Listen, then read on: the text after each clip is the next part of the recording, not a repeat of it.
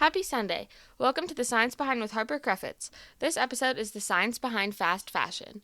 Welcome to the first episode of our environmental science series, and stay tuned for a very special closing episode of Brain Science and Psychology coming up.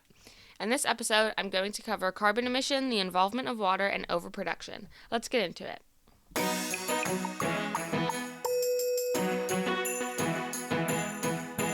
Fast fashion isn't like fast food where you drive to the next window and grab your meal. Fast fashion is a term used to describe the immense production of super cheap clothing that often mimics certain trends. The goal is to get styles in store as quickly as possible and as inexpensive as possible. For example, brands like Zara or H&M use their supply chains to design and then distribute clothing in a matter of days, depending on what current trends are. So instead of releasing seasonal collections like big designer brands, they have new drops constantly. Some of the key characteristics of fast fashion are low prices, which encourages frequent purchases. Like I mentioned, all drops are trend-driven. For example, dropping a matching set right now would be perfectly targeted toward adolescents. Fast fashion seems great for the buyers, but in reality is destroying the planet by aiding to climate change. Carbon emission is bad for the atmosphere because it contributes to the greenhouse effect, where CO2, or carbon dioxide, and other gases are trapped in the Earth's atmosphere, creating a sort of heat blanket over the planet, which is causing climate change. In almost every step of production from these fast fashion brands, greenhouse gases are produced, making that blanket even bigger. Many items of clothing are made from polyester and synthetic fibers. Polyester is derived directly from oil, which is a fossil fuel. Fossil fuels are substances like oil and coal that are taken from the earth as a raw material and used up more quickly than the substance is produced. Fossil fuels are non-renewable, which means once we use up all of it, we can't get any more. Fossil fuels are terrible for our environment because all of the effort that goes into extracting raw materials from the earth results in crazy amounts of greenhouse gases and air pollution. Now let's get into the manufacturing step. Clothing requires 3 steps: spinning fibers, weaving or knitting fabric, and finally dyeing and finishing. All of these processes often rely on coal-powered energy in big manufacturing countries. Burning coal as a fossil fuel releases huge amounts of carbon emissions. Finally, transporting these products releases tons of greenhouse gases. Fast fashion brands often ship globally, which means when compared with fast fashion shipping to customers, shipping processes are used way more frequently than other products.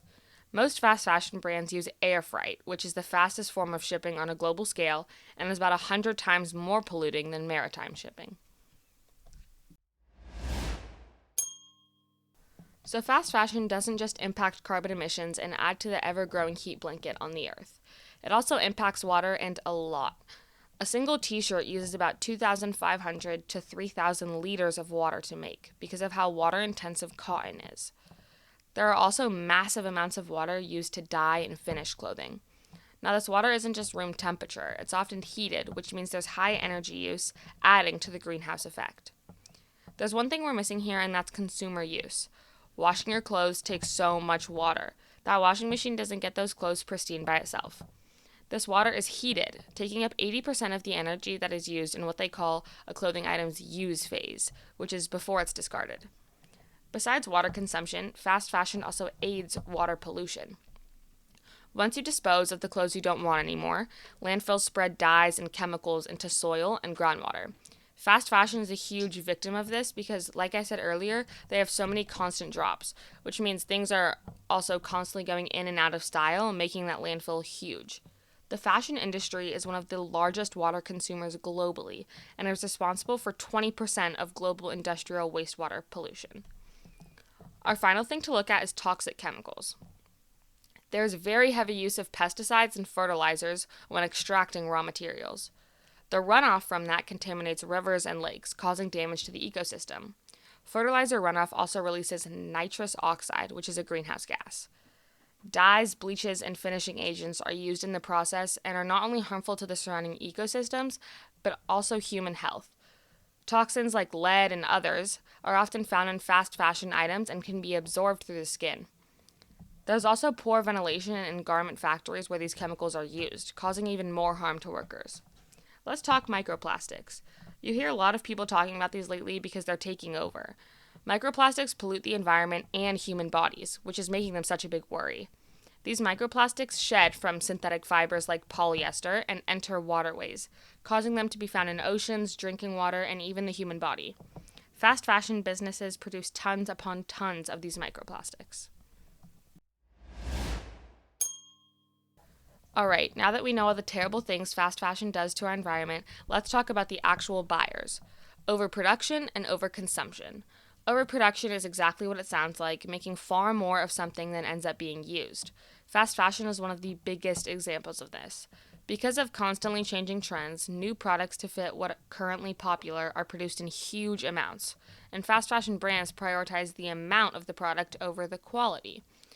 In order to stay competitive with other brands, they overestimate demand.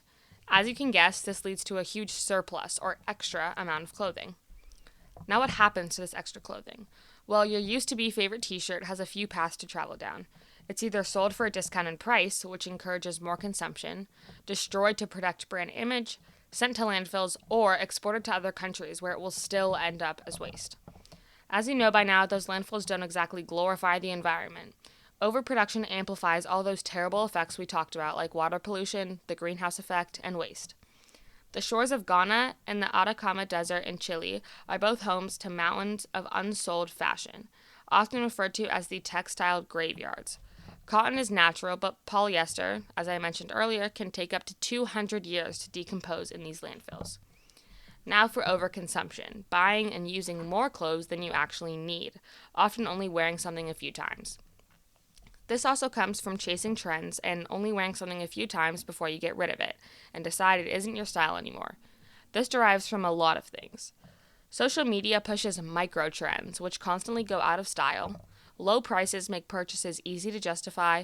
Your brain gives you a quick dopamine burst when shopping, which makes it feel rewarding. And finally, new arrivals drop weekly to keep pressure up. Looking at the big picture, overconsumption is what keeps fast fashion running and alive. Even if production comes cleaner, the system would still be unsustainable if people kept buying far more than they end up using.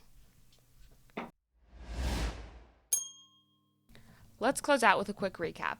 Greenhouse gases are released at every step of fast fashion production, as well as extreme water use. Dyeing and chemical runoff contaminate rivers and ecosystems, as well as introducing microplastics into the environment. Pesticides, synthetic dyes, and finishing chemicals actually harm workers and human health. Finally, overproduction feeds overconsumption to make fast fashion a constant success. So what can you do to help? I encourage you to ask yourself if you will wear an item 30 times before buying it, and look for more recycled materials in your clothing to avoid the heavy water and pesticide use of standard production. You can make a difference. That's all for this week's episode. Thanks for listening to The Science Behind with Harper Creffitz. Please reach out to thesciencebehind.media@gmail.com or comment with any suggestions for future episodes or questions you may have. See you next Sunday where we make science make sense.